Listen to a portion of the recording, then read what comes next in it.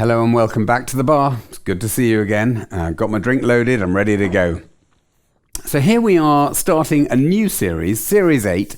And in Series 8, I want to do a slightly different format. So what we're going to do is I'm going to go through 12 examples over the next 12 weeks of recipes for success. And we're going to go through the key ingredients, what problems we're trying to solve, and what's the magic ingredient that if you just do one thing with that specific topic, it's going to make a big difference for you. And so in this first episode of Series 8, I want to look at best practice steering group meetings. So firstly, what is a steering group meeting? Many people aren't totally sort of sure what it is. So it's really it is the meeting that happens on a regular basis with senior management involved that are in a position to take decisions and help mitigate risks that relate to that particular project or program. So every now and again you get together, they've got the right people in the room to essentially take the right decisions to move that program forwards and make it enable it to be successful. It's about leadership, it's about decision making, etc. So in the context of a recipe in the bar, what's the ideal dish? What is it that we're aiming for with a steering group meeting? So my view of what we're aiming for is a good 1 hour use of concentrated senior management and leadership focus in order to make a difference to the program. So a 1 hour session, maybe 1.5 hours, but using concentrated senior leadership time to focus on making a difference for the program. So what are the problems that we're trying to solve? What is it that goes wrong with steering groups?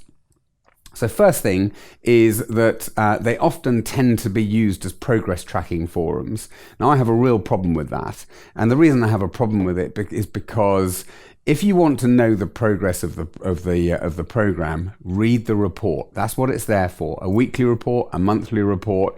It is in the report. This is where we are. These are the problems we've got. The progress tracking element is in the report. It's not really the place of the steering group to spend an hour just going through where we are.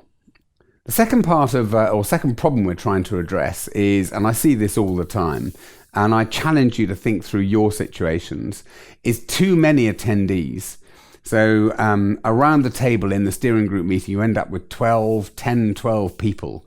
And it's just too much. It's not manageable. It becomes too big a forum to be successful.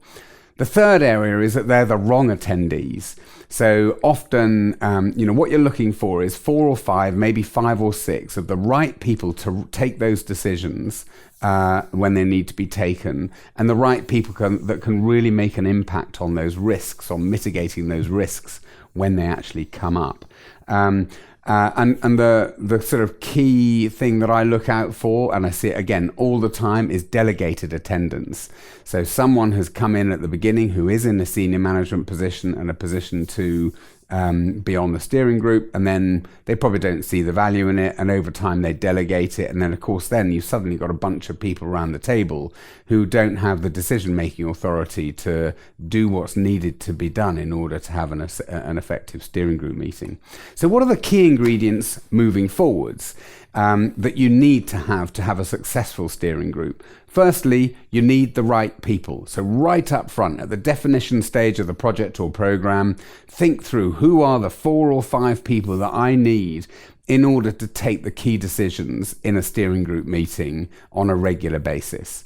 CFO, sponsor, key stakeholders, and maybe one other. You probably don't need much more than that. And if you do, really challenge yourself as to whether they're the right people. Secondly, set the right agenda. So don't focus on progress updates. Make sure the agenda and the structure of the slides that you have are focused on a brief overview of where we are, 2 minutes. This is the status as defined in the report.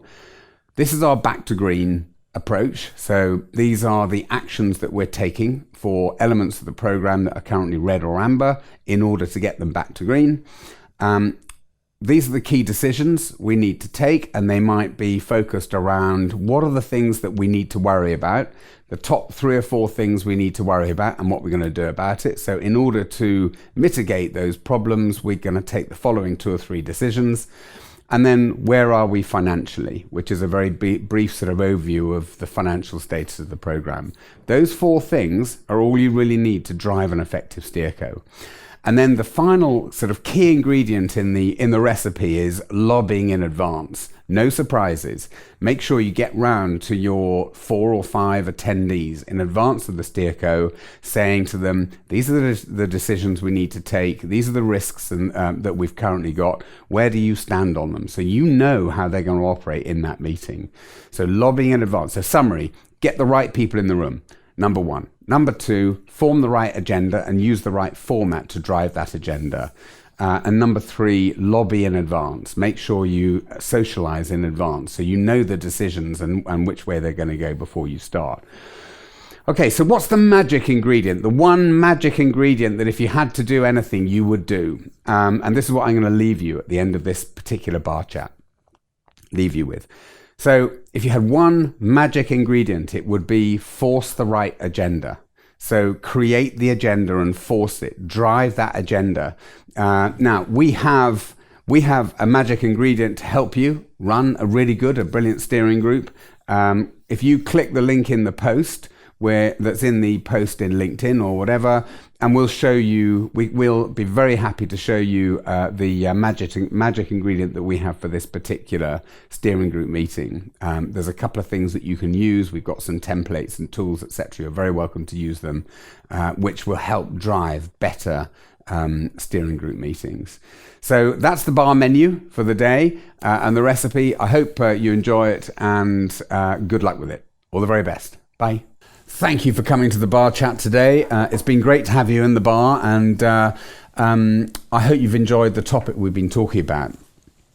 Now, if there's anything in this topic, if there's anything in this bar chat that's particularly resonated with you, or there's a challenge that you're facing with your portfolio or your program or your stakeholders or whatever it might be, then one of the things that I'm offering is a free private bar function. So you can either come into our very own bar and come and be a part of it, and I promise you there'll be a drink waiting here for you, or I'll come to you, or we'll have a phone call, and we can maybe kick the tires on over a bar chat on a challenge that you're facing internally with your program, portfolio, or whatever.